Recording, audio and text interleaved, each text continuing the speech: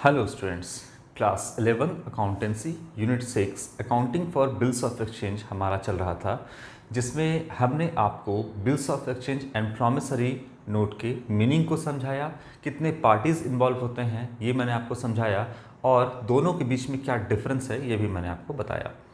हम डीके गोयल के बुक से एग्जाम्पल के क्वेश्चन को पहले सॉल्व कर रहे थे, और जितना भी इसमें आपका प्रॉब्लम है उसको हम समझने की कोशिश कर रहे थे कि ड्रॉअर के बुक में, ड्रॉई के बुक में किस तरीके से हम जर्नल को रिकॉर्ड करते हैं, किस तरीके से हम जो ट्रांजेक्शन हो रहा है उसको हम रिकॉर्ड करते हैं। तो आज जो है हम आपका एक और एग्जाम्पल बताएंगे, थोड़ा बड़ा एग्जाम्पल है, बिल्कुल आराम से हम समझेंगे। एग्जाम्पल नंबर 9 आज जो हम क्वेश्चन या कहो आप एग्जाम्पल जो हम सॉल्व करेंगे वो आपका एग्जाम्पल नंबर 9 है। इसमें आपका डिस्काउंटिंग का भी आ जाएगा, यानी जब बिल को डिस्काउंट कराया जाता है बैंक से, ये भी इसमें आएगा, और इंडोर्समेंट का केस भी इसमें आपका आएगा। तो इस क्वेश्चन को हम पूरा डिटेल में समझेंगे। जब इस क्वेश्चन को हम समझ जाएंगे, या जो आपका इसमें बुक्स ऑफ सेलर जो है या बायर है, या फिर जो आपका इंडोर्सी है उसके बुक में किस तरीके से जर्नल एंट्री रिकॉर्ड करते हैं, ये जब आप समझ जाओगे तो फिर ये चैप्टर आपका बिल्कुल ही आसान हो जाएगा। इसलिए एग्जाम्पल नंबर 9 हमने इसलिए भी पिक किया है कि इससे आपका बहुत सारा टॉपिक एक साथ में क्लियर होगा। तो बिल्कुल आराम से समझेंगे। मैच्योरिटी डेट वगैरह भी इसमें निकालने दिया है आपका। तो चलो इसको हम स्टार्ट करते हैं। देखिए क्या कहता है एग्जाम्पल नंबर 9। आप अपने बुक में देख लेना, न्यू एडिशन अगर आपका होगा तो हो सकता है कि एग्जाम्पल नंबर 10 या 11 में दिया हो सकता है, या एग्जाम्पल नंबर आपका 8 में भी दिया हो सकता है, तो आप देख लेना। कहता है आपका ऑन 1 फरवरी 2017, 1 फरवरी 2017 को A sold goods for 60,000 to B. चलो वन बाय वन करके हम समझते हैं, पूरा कहानी को समझेंगे, और जर्नल एंट्री कैसे रिकॉर्ड करेंगे ये भी हम देखेंगे। तो यहाँ पर ए जो है वो कौन है? सेलर है। ए ने सामान कितने का बेचा? बी को 60,000 रुपये का बेचा। सामान कितने का बेचा? 60,000 रुपीज़ का सामान किसको बेचा है? बी को यहाँ पर बेचा है। ठीक है, तो ए यहाँ पर हो गया सेलर, और बी तो यहाँ पर हो गया बायर। अब आगे क्या कहता है क्वेश्चन? आगे कहता है and due upon him 3 bills of exchange. तो 3 बिल्स ऑफ एक्सचेंज को यहाँ पर ड्रॉ किया गया है। First for ₹10,000 payable after 30 days. तो 3 बिल यहाँ पर बनाया गया है। चलो फर्स्ट बिल यहाँ पे हम लिखते हैं, सेकेंड एंड थर्ड। ये हो गया आपका बिल नंबर 2, और ये बिल नंबर 3। देखिए सब कुछ आ रहा है। 3 बिल यहाँ पे ड्रॉ किया गया है। किसके ऊपर? ए ने ड्रॉ किया है बी के ऊपर। पहला जो बिल है ये है आपका 30 डेज में 10,000 रुपीज़ का। बस हम अमाउंट लिखेंगे यहाँ पे 10,000, बिल नंबर 1। बिल नंबर 2 जो है वो है आपका 20,000 रुपीज़ का, और बिल नंबर 3 जो है आपका वो है 30,000 रुपीज़ का। 30,000 रुपये का 3 बिल ड्रॉ किया गया है। अब चलिए इसका मैच्योरिटी डेट क्या है? तो 30 डेज पीरियड जो उसका दिया गया है वो 30 डेज का दिया गया है। बिल नंबर 2 का जो है वो है आपका 60 डेज, और बिल नंबर 3 जो है इसका है आपका 90 डेज। यानी बिल नंबर 1 का जो मैच्योरिटी डेट होगा वो 30 डेज के बाद होगा, बिल नंबर 2 का 60 डेज, और बिल नंबर 3 का जो है वो यहाँ पर 90 डेज का होगा। तीनों बिल को बी ने यानी बायर ने क्या कर लिया है? एक्सेप्ट कर लिया है। तीनों बिल को बायर ने एक्सेप्ट कर लिया है। अब इसके बाद क्या? तीनों बिल को बायर ने यहाँ पे एक्सेप्ट कर लिया है। आगे क्या लिखता है देखते हैं। देखिए तीनों हो गया यहाँ पर, ठीक है, 60 days and 90 days. Be accepted all the 3 bills. The first bill was retained bye A till it's maturity. तो यहाँ पर जो पहला बिल है ना वो ए जो है वो मैच्योरिटी डेट तक रखता है। यानी ये जो है आपका पहला बिल, ये ए अपने पास रखा मैच्योरिटी डेट तक। अभी हम मैच्योरिटी डेट इसमें निकालेंगे। दूसरा बिल के बारे में क्या कहता है? देखते हैं, the second bill was endorsed by A to his creditor C. तो यहाँ पर जो है दूसरा बिल ये ए जो है अपने क्रेडिटर को दे देता है, इंडोर्स कर देता है किसे, सी को। और थर्ड बिल जो है इसके बारे में क्या कहता है देखते हैं, and the third bill was discounted by him immediately for ₹29,200। Discount करवा लेता है बैंक से। थर्ड बिल को क्या करता है, बैंक से डिस्काउंट करवा लेता है। और कितने में डिस्काउंट करवाता है, कौन करता है, ए करता है डिस्काउंट। कितने में, 29,200 में डिस्काउंट करता है। तो 30,000 का बिल था लेकिन बैंक से डिस्काउंट करवा लिया कितने में, तो आपका 29,200 में इमीडिएटली बोलता है, यानी तुरंत यहाँ पर डिस्काउंट करवा लिया। तो बताइए कि कितने का बैंक का एज ए इंटरेस्ट बना, 800 रुपीज़ का बैंक का यहाँ पर इंटरेस्ट बना, क्योंकि यहाँ पर बिल जो था 30,000 का था और यहाँ पर ए को यानी सेलर को जो बैंक पैसा दिया वो दिया 29,800, यानी 800 एज ए इंटरेस्ट बैंक अपने पास रखा। तीनों बिल का हो गया। यहाँ पर पहला बिल अपने पास रखा, दूसरा बिल ए अपने क्रेडिटर को सी को दे दिया और तीसरा बिल जो है वो बैंक से डिस्काउंट करवा लिया। ठीक है, आगे क्या लिखता है वो हम देख लेते हैं immediately. All the bills were made by B on due date. तो यहाँ पर बी ने तीनों बिल का पेमेंट अपने अपने जो तीनों बिल का जो मैच्योरिटी डेट या ड्यू डेट निकलेगा उसमें तीनों बिल का पेमेंट समय से बी यानी बायर ने कर दिया। तो बोलता है कि जर्नल एंट्री पास करने, क्या कहता है यहाँ पर, pass journal entries in the books of A and B. यहाँ पर जर्नल एंट्री पास करने को कहता है ए के बुक में और बी के बुक में, लेकिन यहाँ पर एक आपका इंडोर्सी भी है जिसको इंडोर्स किया गया है बिल नंबर 2, ये भी यहाँ पर है। तो इसका आपको जर्नल एंट्री रिकॉर्ड करने को एग्जाम्पल में नहीं कहता है, लेकिन हम इसका भी जर्नल एंट्री किस तरीके से रिकॉर्ड करेंगे हम ये भी देखेंगे, क्योंकि हमको इस क्वेश्चन को कंप्लीटली समझना है। तो पहले इस क्वेश्चन का आपको कहानी समझ में आ गया। अब सबसे पहला मुद्दा क्या है, सबसे पहला जो है आपका वो आप मैच्योरिटी डेट यहाँ पे निकाल लो। अब यहाँ पर हम सारा कुछ एक साथ नहीं लिख सकते हैं, सबसे पहले हम तीनों बिल का मैच्योरिटी डेट कैलकुलेट करते हैं। चलो यहाँ पर सबसे पहले आपको हम कैलकुलेट करेंगे, देखो बिल नंबर 1, बिल नंबर 2 और बिल नंबर 3, तीनों का जो है हम मैच्योरिटी डेट सबसे पहले कैलकुलेट करेंगे। थोड़ा सा इधर लिखते हैं इसको हम, बिल नंबर 1 इसको बीच में कर देते हैं, बिल नंबर 2 और बिल नंबर 3। चलो कैसे कैलकुलेट करेंगे मैच्योरिटी डेट, सबसे पहले हम आते हैं बिल नंबर 1 पर। क्या बोलता है, 10,000 का बिल है और 1 फरवरी को जो है वो सामान बेचा गया है। बुक में हम देख लेते हैं कितने का है, 1 फरवरी 2017 को सामान बेचा गया है। सामान बेचा कब गया है, 1 फरवरी 2017, इस डेट को सामान बी को बेचा गया है। अब यहाँ से मैच्योरिटी डेट हम निकालेंगे पहला बिल का, 1 फरवरी 2017, ये इस डेट को बिल ड्रॉ किया गया। अब यहाँ से 30 डेज हम काउंट करेंगे। तो जब डेज में रहता है ना, तो आप क्या करो, सबसे पहले साइड में कहीं पर 30 लिख लो, क्योंकि 30 डेज के बाद है। अब बताइए कि फरवरी जो है 2017 का है, कोई लीप ईयर तो नहीं है। 2016 होता तो फरवरी लीप ईयर का होता, और फरवरी में जो डेज होता वो 29 डेज का होता, क्योंकि लीप ईयर में जो फरवरी नंबर ऑफ डेज होते हैं फरवरी में वो आपका 29 डेज का होता है लीप ईयर में। इसका कंसेप्ट भी मैंने आपको लास्ट वीडियो में बताया था, लास्ट के वीडियो में बताया था।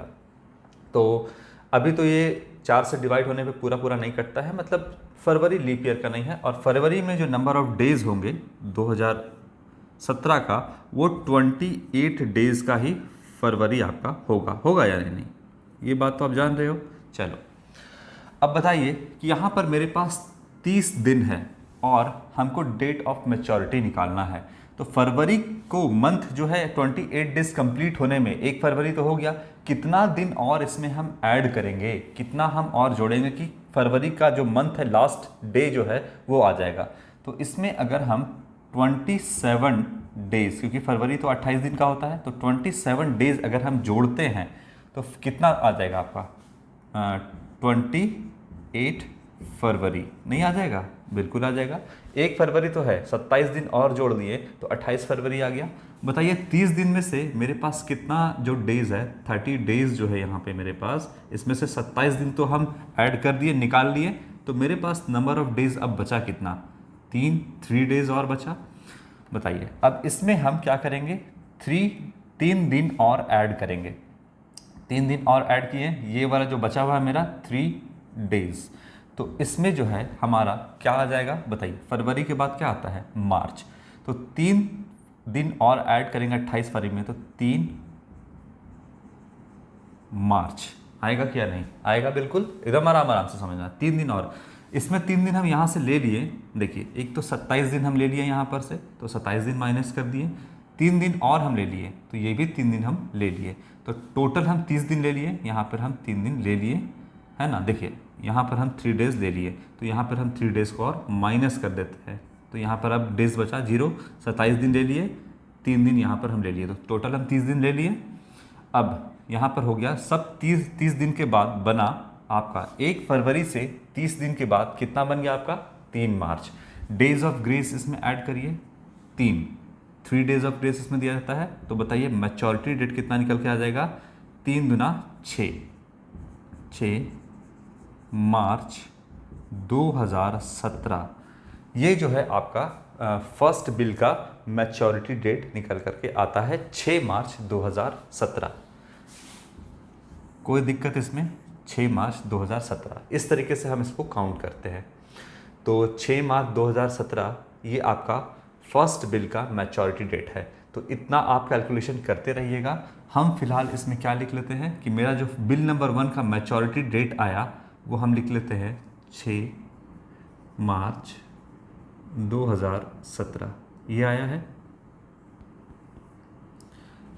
ये कैलकुलेट करना मैंने आपको सिखाया। अब दूसरा जो है 60 डेज़ के बाद से सेम चीज़ हम करेंगे। इसको हटाते हैं हम और यहीं पे करते हैं।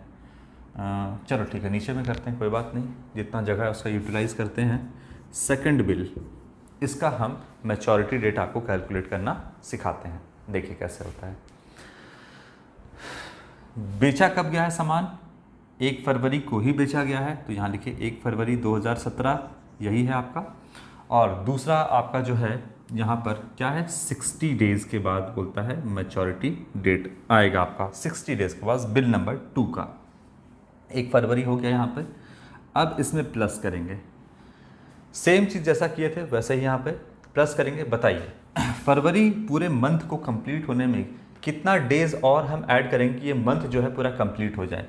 तो 27 दिन और करेंगे हम ऐड, तो यहाँ पर 28 फरवरी निकल करके आएगा। 1 फरवरी में 27 दिन हम और ऐड करेंगे तो 28 फरवरी 2017 यहाँ पे निकल के आएगा। 28 फरवरी, चूँकि हम यहाँ से 60 दिन में से 27 दिन 27 डेज़ ले लिए हैं, तो यहाँ से हम माइनस कर देंगे 27 दिन, तो यहाँ पर कितना आ जाएगा? 3 और 3, 33 डेज़ और मेरे पास रिमेनिंग बच गया है 27 डेज़ लेने के बाद। अब फरवरी के बाद आता है आपका मार्च। मार्च में कितने नंबर ऑफ डेज़ होते हैं? 31, 31 दिन का आपका मार्च होता है। तो बताइए यहाँ पर क्या मेरे पास 31 दिन और है, क्या हम ले सकते हैं? तो हाँ बिल्कुल, मेरे पास 33 डेज़ और रिमेनिंग बचा हुआ है, तो हम मार्च को कंप्लीट करने में यहाँ पर 31 डेज़ यानी 31 दिन जो है हम ले सकते हैं। यहाँ पर जैसा ही हम ऐड करेंगे यहाँ पर आप माइनस कर देना, क्योंकि हम 31 दिन ले लिए हैं, तो बचा कितना? 2 दिन आपका और बच रहा है। अब 28 फरवरी में 31 दिन हम यहाँ पे ऐड करेंगे तो ये हो जाएगा 31 मार्च। नहीं हो जाएगा? बिल्कुल हो जाएगा, 31 मार्च। तो देखिए कितना कितना 27 दिन हमने यहाँ पे ले लिया और यहाँ पर हमने 31 दिन ले लिया, टोटल 2 दिन और मेरे पास बचा। ठीक है, अब 2 दिन और बच रहा है, हम इसमें 2 दिन और ऐड करेंगे, 2 डेज़ और इसमें हम ऐड करते हैं। जैसे ही 2 दिन हम इसमें ऐड किए तो हमारे पास 2 डेज़ रिमेनिंग बचा हुआ था, ये हमने यहाँ ले लिया, तो यहाँ से हम माइनस करते हैं। अब मेरे पास कितना डेज़ बचा? एक भी दिन नहीं बचा, पूरा 60 दिन हमने ले लिया। जब हमने 60 दिन पूरा ले लिया तो बताइए कि अब मेरे पास कितना कौन सा डेट आया, तो 31 मार्च में 2 दिन हम और ऐड करेंगे, तो मार्च के बाद क्या आएगा, अप्रैल, अप्रैल 1, अप्रैल 2, यानी कि आपका 2 अप्रैल, ये हो गया 2 अप्रैल, और 3 डेज ऑफ ग्रेस को हम ऐड करेंगे, तो ये आपका जो है मैच्योरिटी डेट 5 अप्रैल, 5 अप्रैल 2017 ये निकल करके आता है। 60 दिन हमने लिया, तो 5 अप्रैल 2017 ये आपका बिल नंबर 2 का जो है मैच्योरिटी डेट यहाँ पे निकल करके आता है। कोई दिक्कत इसमें नहीं होना चाहिए। तो हमको इतना कैलकुलेशन से मतलब नहीं है, ये कैलकुलेशन आप करिएगा, हमको मैच्योरिटी डेट से यहाँ पे मतलब है, जो कि 2 बिल का आया 5 अप्रैल 2017। ठीक है, ये हो गया आपका 5 अप्रैल। अब बिल नंबर 3 90 डेज वाला, क्योंकि आपका एग्ज़ाम में जिस तरह से इस बार आपका एग्ज़ाम हुआ, तो मैच्योरिटी डेट जाहिर सी बात है कि सिर्फ आपको कैलकुलेट करने के लिए भी दे सकता है, और छोटा मोटा ही क्वेश्चन आपका इसमें दे रहा है, बहुत लॉन्ग क्वेश्चन नहीं दे रहा है। फिर भी आपको डेज़ वाले में प्रॉब्लम होता है, मंथ वाले में आपको प्रॉब्लम नहीं होता है, क्योंकि आप मंथ जो है फटाफट काउंट कर लेते हो, जवान पर ही काउंट कर लेते हो। लेकिन डेज़ वाले में आपको थोड़ा सा इसको कैलकुलेट करना ही पड़ता है। तो 30 डेज़ भी हो गया, 60 डेज़ भी हो गया, एक लॉन्ग आपका देख लेते हैं 90 डेज़। 3 बिल का जो आपका है वो कब है, 90 दिन के बाद जो है वो यहाँ पर देखिएगा, 3 बिल का 90 दिन के बाद मैच्योरिटी डेट कहता है। चलो निकालते हैं। 1 फरवरी को ही सामान बेचा गया है, यहीं से शुरुआत करते हैं। तीनों को 3 बिल बनाया गया, बेचा कब गया है, 1 फरवरी 2017 को बेचा गया है, और 1 फरवरी को ही तीनों बिल यहाँ पर ड्रॉ किया गया है, यानी 1 फरवरी से ही तीनों का यहाँ पर शुरुआत होगा। चलो अब सेम चीज़ है आपका, बताइए कि फरवरी मंथ को कंप्लीट करने में कितना डेज़ लगेगा आपका, तो 27 डेज़ यहाँ पे लगने वाला है। ऐड कर लिए 27 डेज़। जैसे ही यहाँ पर आप 27 डेज़ को ऐड करोगे, उसी तरीके से यहाँ से आप, चूँकि 27 दिन हमने ले लिया है, तो 27 दिन यहाँ से माइनस आप कर देना, क्योंकि 27 दिन हमने ले लिया है। तो 10 में से 7 गया, हो गया यहाँ पर 3, और 8 में से 2 गया, यह हो गया 6, यानी कि 63 डेज़ अब मेरे पास रिमेनिंग बचता है 27 दिन यहाँ पर लेने के बाद। अब ये 27 दिन ले लिए, तो बताइए कितना, कौन सा डेट आएगा, 28 फरवरी नहीं आएगा, 1 फरवरी में 27 दिन और जोड़ दिए, तो ये हो गया 28 फरवरी। अब इसके बाद 28 फरवरी के बाद जो नेक्स्ट मंथ है, अगले दिन से जो आएगा आपका, वो आएगा आपका मार्च मंथ। और मार्च में कितने नंबर ऑफ डेज़ होते हैं, 31, यानी 31 दिन का मार्च होता है।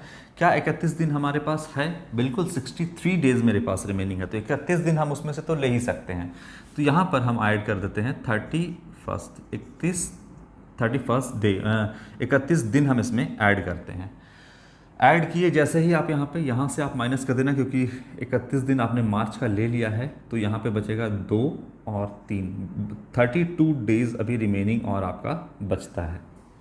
क्लियर है बात, 31 दिन ले लिया, तो ये आपका बन गया क्या, 31 मार्च, ये बन गया 31 मार्च।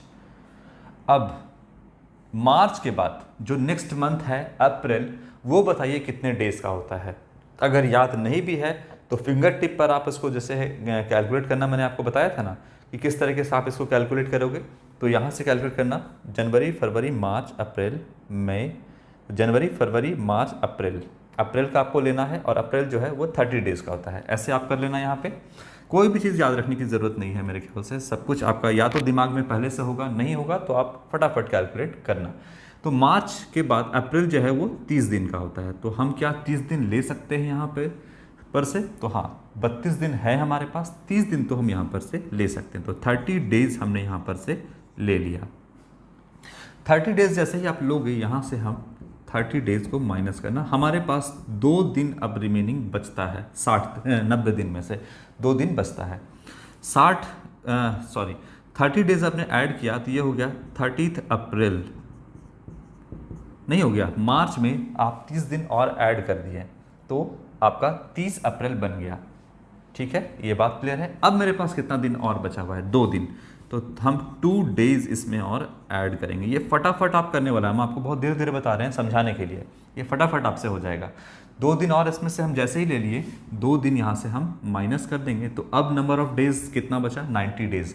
तो 90 डेज़ के बाद बताइए, 90 डेज़ के बाद अप्रैल के बाद कौन सा डेट आता है मेरा, तो यहाँ पर 1 फरवरी से 90 डेज़ के बाद कौन सा दिन आएगा, तो अप्रैल के बाद क्या आएगा, मई 1 और 2 में आएगा आपका। 30 अप्रैल में 2 दिन और आप काउंट करोगे तो 2 में आ जाता है आपका। और 2 दिन में डेज ऑफ ग्रेस 3 दिन का जो होता है वो भी आपको ऐड करना है, तो 3 दिन और ऐड करो तो ये हो जाएगा आपका 5 मई यहाँ पर 2017।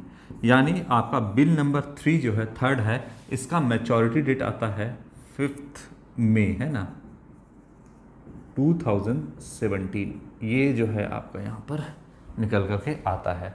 तो बिल नंबर 1 का देख लोगे आप कैलकुलेशन सारा। बिल नंबर 1 का जो है आपका मैच्योरिटी डेट 6 मार्च का है। बिल नंबर 2 का जो है यहाँ पर 5 अप्रैल का है, और 5 मई का बिल नंबर 3 का है।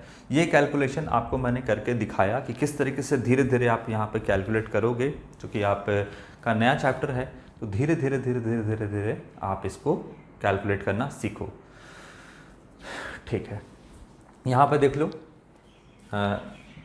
27 दिन, 30 दिन का था ना, 27 दिन और 3 दिन, यहाँ पे हमने 30 दिन लिया, 27 दिन 31 दिन यहाँ पर हो गया, और यहाँ पे 2 डेज, तो ये हो गया आपका 27, 29 और एक 60 दिन हो गया टोटल मैंने लिया।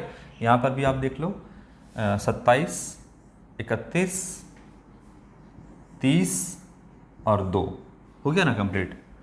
हाँ, 90 डेज टोटल हो गया आपका यहाँ पर भी, तो 90 डेज हमने ले लिया। तो 90 डेज के बाद 2 में आया, और 3 दिन तो ये वाला आपको जोड़ना ही है, डेज ऑफ ग्रेस सब में। ठीक है, ये डेज ऑफ ग्रेस कहाँ गया, इसमें हमने ऐड किया होगा 28 के बाद, हाँ 3 दिन यहाँ पे देखो।